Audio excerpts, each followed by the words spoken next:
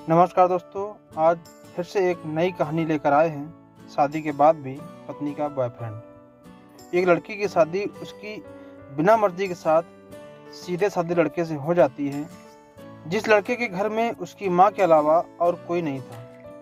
दहेज में लड़के को बहुत सारा सामान और पैसे भी मिले थे, लेकिन लड़की किसी और लड़के से बेहद प्यार करती थी। अब लड़की की शादी बिना मर्जी के तो हो ही गई थी और अब वह अपने ससुराल में आ गई थी।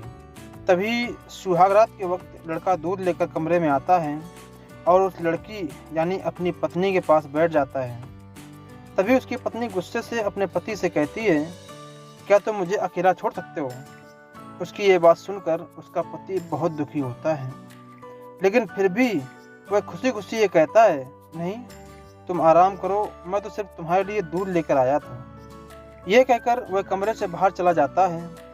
लड़की मन मारकर ही रह जाती है, क्योंकि लड़की चाहती थी कि उसने झगड़ा क्यों नहीं किया, ताकि वो उस गंवार से तलाक ले सके। अब लड़की को ससुराल में 3-4 दिन हो गए थे, मगर वो तो बस पूरा दिन फोन पर बॉयफ्रेंड से बात करती थी।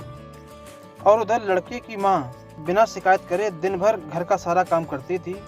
वह सबके लिए खाना भी खुद ही बनाती थी, फिर भी उसकी माँ के चेहरे पर हर वक्त मुस्कुराहट ही रहती थी। लड़का एक कंपनी में छोटी सी नौकरी करता था। वह बेहद ही ईमानदार और मेहनती था। सुबह अपने काम पर जाता और शाम को थका हारा घर आता, मगर उसकी पत्नी उसे एक गिलास पानी भी नहीं पूछती थी। अब लड़के और लड़की की शादी को करीब 1 महीना हो गया था, मगर अब तक वह दोनों एक साथ कभी नहीं सोए थे। वैसे लड़का बहुत ही शांत स्वभाव का था, इसलिए वह अपनी पत्नी को कुछ भी नहीं कहता था। फिर भी वह अपनी पत्नी को खुद ही खाना डाल कर देता था, मगर उसकी पत्नी उसके साथ बैठकर खाना कभी भी नहीं खाती थी। वह अपना खाना अपने कमरे में अलग बैठकर खाती थी। लड़की को दहेज में एक स्कूटी भी मिली थी। लड़का जैसे ही अपने काम पर निकल जाता, उसके आधे घंटे के बाद ही लड़की भी अपनी स्कूटी लेकर अपने बॉयफ्रेंड से मिलने चली जाती थी और लड़के के आने से पहले ही वो अपने ससुराल वापस आ जाती थी। एक दिन लड़के की काम की छुट्टी थी और वह घर पर ही था, तो लड़की ने अच्छे भले खाने को भी गंदा कहकर अपनी सासू माँ को उल्टा सीधा कहकर खाने को बाहर फेंक देती है। ये सब देखकर लड़के को बहुत ही गुस्सा आता है और वह गुस्से में अपनी पत्नी पर हाथ उठा देता है, मगर उसकी माँ फिर भी अपने बेटों को ही डांटती है। इधर लड़की को झगड़े का एक बहाना ही चाहिए था, जो कि उसे मिल गया था। तभी वो बिना बोले अपनी स्कूटी लेकर अपने बॉयफ्रेंड के पास चली जाती है और अपने बॉयफ्रेंड के पास जाकर कहती है कि अब एक पल भी मुझे उस घर में नहीं रहना। आज उस गंवार ने मुझ पर हाथ उठाकर अच्छा नहीं किया। तभी उसका बॉयफ्रेंड कहता है, अरे तुमसे तो मैं कब से कहता हूँ कि तुम भाग चलो मेरे साथ कहीं दूर, मगर तुम हो कि आजकल पे ही लगी रहती हो। तब लड़की कहती है कि शादी के दिन मैं तुम्हारे पास आई थी तो तुम्ही ने तो वापस घर लौटाया था मुझे। बॉयफ्रेंड ने कहा, खाली हाथ हम दोनों कहाँ तक भागेंगे?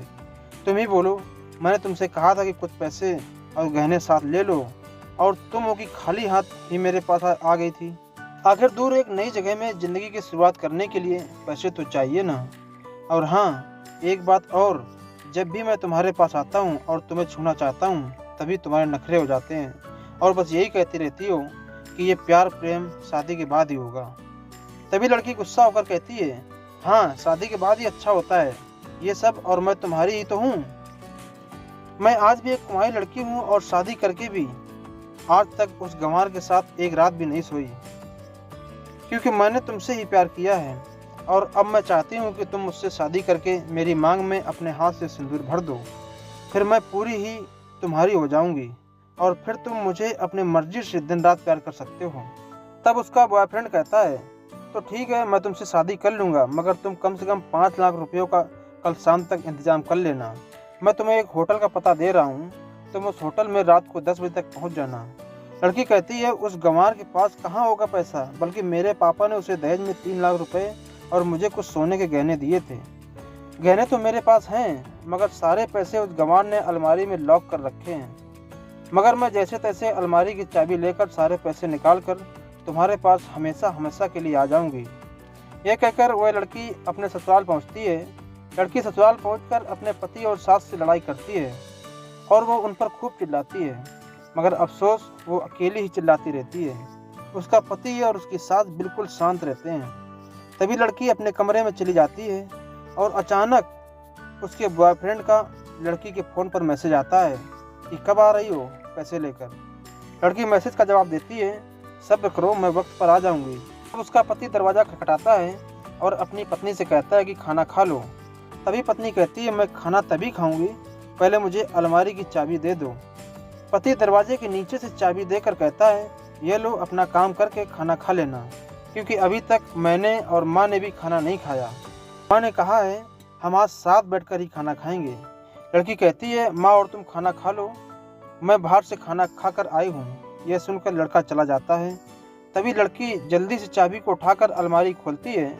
अलमारी खोलकर वह उसमें क्या देखती है कि उसमें दहेज के पूरे पैसे 3 लाख और सारे गहने तो रखे ही थे, बल्कि उसमें एक डायरी भी रखी हुई थी। वो उसे खोलकर पढ़ती है तो उसमें लिखा था, प्रिय पत्नी, मुझे और तुम्हारे पिताजी को पता है कि तुम किसी और लड़के से बेहद प्यार करती हो, मगर तुम्हारे पिताजी ने पता लगाया है कि जिससे तुम प्यार करती हो उसकी पहले भी एक बार शादी हो चुकी है और वह लड़का बहुत ही लड़कियों को धोखा भी दे चुका है। पर आपके पिताजी आपको उस लड़के के बारे में कुछ भी ना बता सके, क्योंकि उन्हें पता था कि ये जो इसका नशा है वह हमेशा अपनों को गैर और गैरों को अपना बना देता है। इसलिए तुम्हारे पिताजी ने मेरे आगे हाथ जोड़कर ये कहा कि मेरी बेटी का हमेशा ख्याल रखना। एक बाप के मुंह से एक बेटी की कहानी सुनकर मेरी भी आंखों में आंसू आ गए और मुझे यकीन हो गया था कि एक अच्छा पति होने का सम्मान मुझे मिले या ना मिले, मगर एक दामाद होने की इज्जत मैं हमेशा पा सकता हूँ। और मुझे दहेज में मिले सारे पैसे और सोने के गहने मैंने तुम्हारी अलमारी में रख दिए हैं, क्योंकि दहेज के नाम से मुझे नफरत हो चुकी थी। इस दहेज के ही कारण मैंने अपनी बहन और पिता को खोया था, और मेरे पिता के अंतिम शब्द भी यही थे कि किसी बेटी के बाप से कभी 1 रुपया भी दहेज न लेना। और उस डायरी में यह भी लिखा था कि तुम मुझसे आज़ाद हो और तुम कहीं भी जा सकती हो। डायरी के बीच के पन्नों में तलाक के पेपर रखे हैं, जहां मैंने पहले ही अपने साइन कर दिए हैं। जब तुम्हें लगे कि अब इस गंवार के साथ नहीं रहना, तब तुम भी इस तलाक के पेपर पर साइन करके अपने सारे पैसे और जेवर लेकर जा सकती हो। लड़की डायरी पढ़कर हैरान थी और परेशान भी थी। न चाहते हुए भी उसके गंवार पति के शब्दों ने उसके दिल को छू लिया था। अब वो न चाहते हुए भी गंवार पति के अनदेखे प्यार को वह महसूस करने लगी थी। वह फूट फूट करके रोने लगी। डायरी में आगे लिखा था कि मैंने तुम्हें इसलिए मारा क्योंकि आपने माँ को गाली दी, और जो बेटा खुद के आगे अपनी माँ की बेइज्जती होते सहन कर ले, फिर वह बेटा ही कैसा। इसलिए मुझे माफ़ कर देना, क्योंकि मेरे लिए माँ का दर्जा सबसे बड़ा है, और आपको मैं दुल्हन बनाकर अपना हमसफ़र बनाने लाया हूँ। आपसे ज़बरदस्ती करने नहीं। आपको मुझसे प्यार हो ना हो, लेकिन मैं अंत तक सिर्फ आपसे ही प्रेम करता रहूँगा। अब फैसला तुम्हारे ही हाथों में है। अब लड़की दुल्हन बन चुकी थी और उसकी आंखों में आंसू बह रहे थे। अचानक लड़की के बॉयफ्रेंड का फ़ोन आता है। तभी गुस्से में लड़की अपने फ़ोन को स्विच ऑफ करके फ़ोन का सिम कार्ड तोड़ देती है। अब उसे सब समझ आ गया था कि जिससे वह बेहद प्यार करती थी, उससे तो सिर्फ पैसों से ही प्यार था, और सच्चा प्यार करने वाला तो मेरा पति ही था, जिसने सिर्फ मेरे पापा की इज्जत रखने के लिए ही उससे शादी कर ली, और उसे मेरा एक बॉयफ्रेंड है पता होने के बाद भी मुझसे इतना प्यार किया। मैं अपने पति का प्यार क्यों नहीं समझ पाई, ये सब सोचकर वह रोती रही। फिर उसने रोते हुए अलमारी का सारा सामान जैसा था वैसे ही रख कर न जाने कब सो गई। अगले दिन उसकी पत्नी सुबह देर से जागी, तब उसका पति ऑफिस जा चुका था।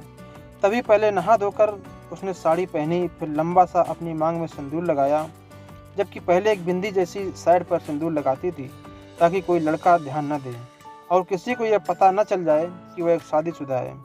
मगर आज तो 10 किलोमीटर से भी दिखाई दे ऐसी लंबी और गाढ़ी सिंदूर लगाई थी।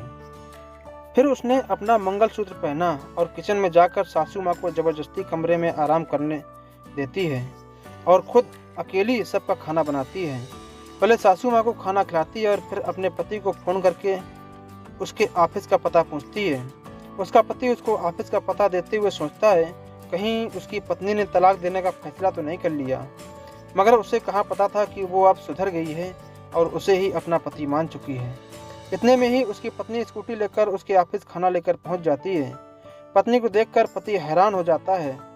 तभी वह अपनी पत्नी से पूछता है कि सब ठीक है ना, माँ ने तुमसे कुछ कह तो नहीं दिया। उसका पति सवाल पर सवाल पूछे जा रहा था।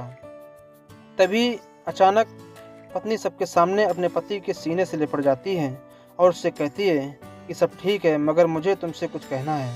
पति कहता है हाँ कहो।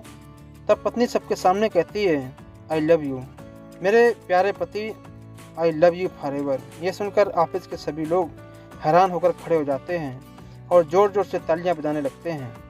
तब पत्नी सबके सामने अपने पति का हाथ पकड़ के कहती है कि अब 1 महीने तक मेरे पतिदेव ऑफिस में दिखाई नहीं देंगे।